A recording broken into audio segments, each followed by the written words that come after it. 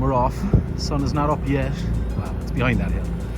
It's gone past 8, so it usually comes up around 5 past 8 up over the sea, and it takes another like 20 minutes for it to clear that hill, so I guess it's about 8:15, 8:20 or so. And off we go. Let's hope this bay out here looks nothing like what it looked like yesterday.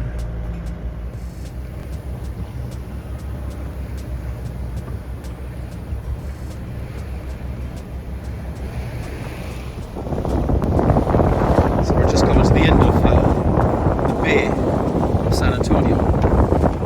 And what we have like 15, 16 gusting, 25, 26.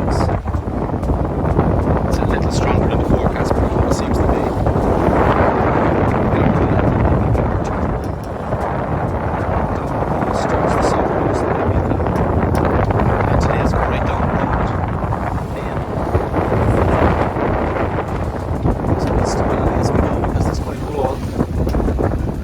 It was advertised at a metre. It's about 1.5, I'd say, maybe. Some of them slightly bigger, most of them smaller, which is good.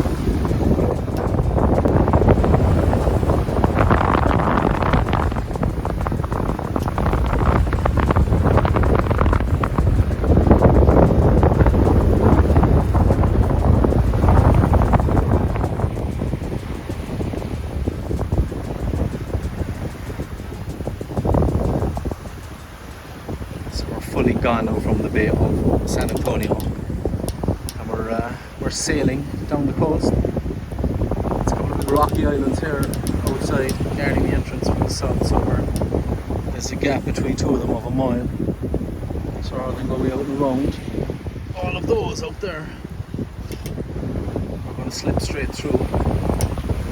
Hopefully it won't get. We should be good. So the wind didn't last long. It fecked off and left us here. So we got about a good hour out of it. And then it packed up on us. And there's a little wind right behind. I'm trying to get the head sail out, it's flogging mad, so I just gave up. We'll motor for a while and see what happens.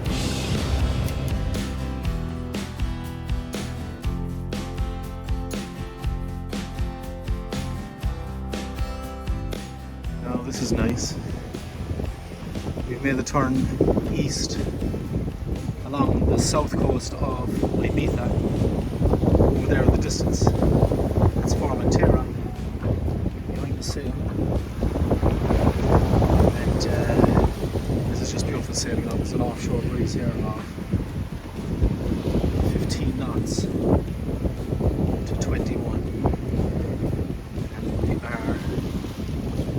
Ambling along at between 6 and 7, and 7.5 every now and then. This is nice now. We have 11 miles to go across the south coast before we make our turn up towards Ibiza town.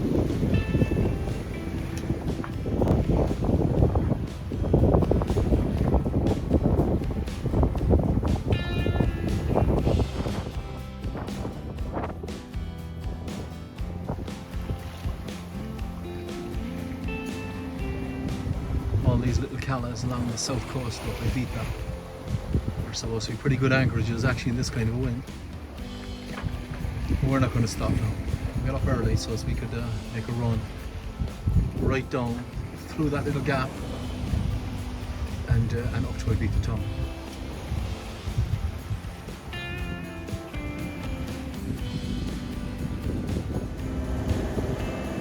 Motoring again. The wind just gave up. I have a feeling it'll be back though.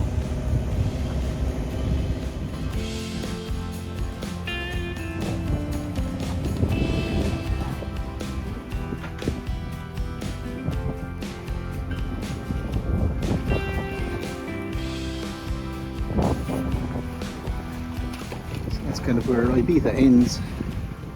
So down along the coast there is Ibiza town, and this is the narrow gap between Ibiza and Formentera, and it's marked by a southerly and a northerly cardinal buoy. This is the southerly. We haven't seen the northerly, but we know it's out there somewhere. There's Formentera on that side.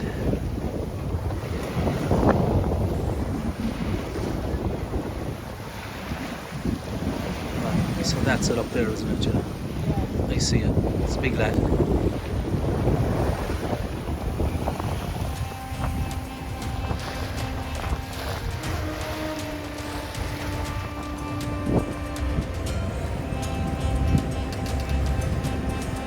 So we made the turn, and now we have the wind on the nose.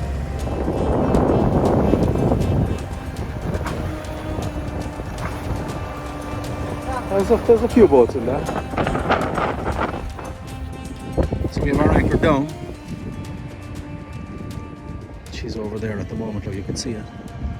We had to find this big open sandy patch, because in all these bays now, the grasses, seagrasses, Pasadena is protected, and it makes life very awkward because you're fucking sailing around trying to find a big patch like this that'll take the anchor and the chain, because they don't want the chain sitting in the grass either. And yeah, as if you hadn't enough to be doing, like.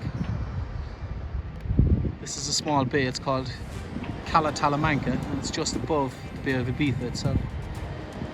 The Ibiza marinas are on the other side of that wall. You can see a boat mast, it's over there.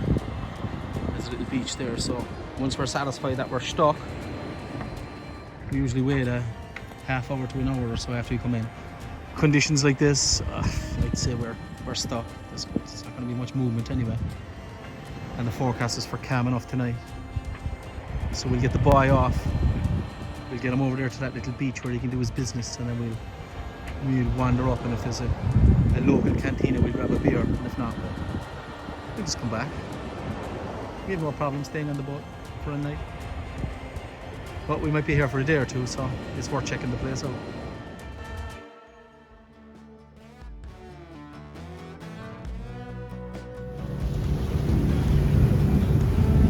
Cala Salamanca, this is the shortest stop in history.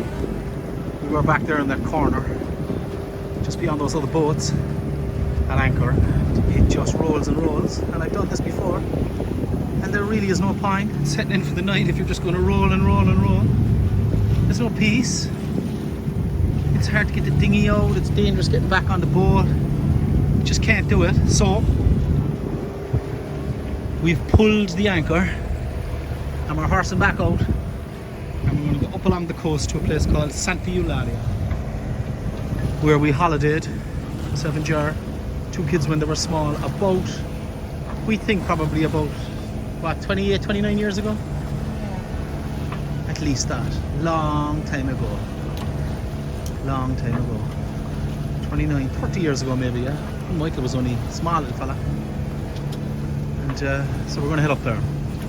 And it's shit or bust then there, because, well, we just won't have time to move to anywhere else. But this place, see, it says there's an anchorage there in that right hand corner as well, which probably would have been better, but it's very shallow when we went and looking. It's only all small boats in there, and that's no good to us. We don't want to be bouncing off the floor.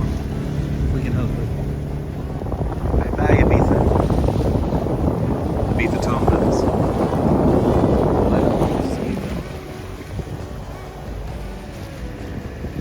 Longa gets great reviews in the summer, but as you can see, looking in there, no boats. That's a bad sign. And the Navily rating for tonight isn't great. It's not. There's a bit of a roll down this side of the coast at the moment. Now we're hoping, of course, that might flatten out later on, because the wind is supposed to fall off too. You never do know. But anyway, there's the Cala Longa. Looks an amazing little spot.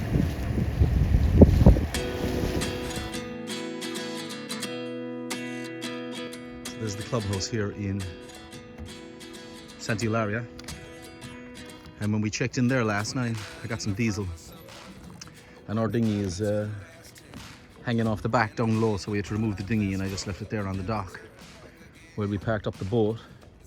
So then we parked the boat and we got settled in, you know, forgot about the dinghy, but I did remember it about, I don't know, maybe an hour later.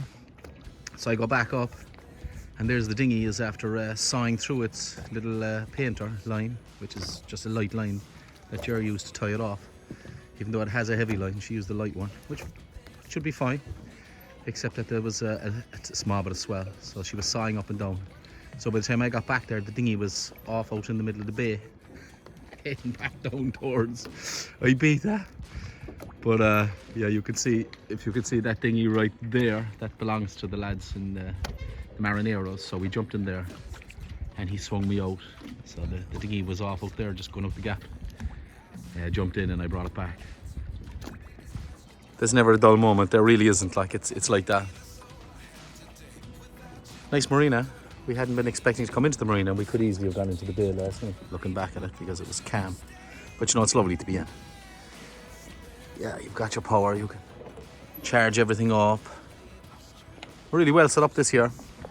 I mean, we bought some power cell batteries, the big ones, as like power stations, so we can run our TV at night, and we can do all our tablets, phones, all off of that without using the house batteries on the boat. And it's great. Some of these are beautiful. And look at the width on that new Beneteau. More classic boat here next door, which is beautiful as well. Like, I mean, just the shape of that boat. That is gorgeous. I kind of really like those old boats, you know, there's just something, I don't know, something classically nice about that, the way she lifts out of the water at the back. There's our own Saoirse. We love her dearly. We got the new decks done this year. We've had so much done to the boat, actually, since we got it. The new decks, got new wheel covers, new standing rigging, new running rigging, new upholstery covers inside. Whole load of things. Engine was serviced, new mounts put in. And then we bought all the AIS and inverter and all the new gear for her. She's great. And the old badge collection is building up. There's the last one there, just underneath, you can see Ibiza. That's where we are right now. That's the bay there where my dinghy was heading off last night. It's a really nice place.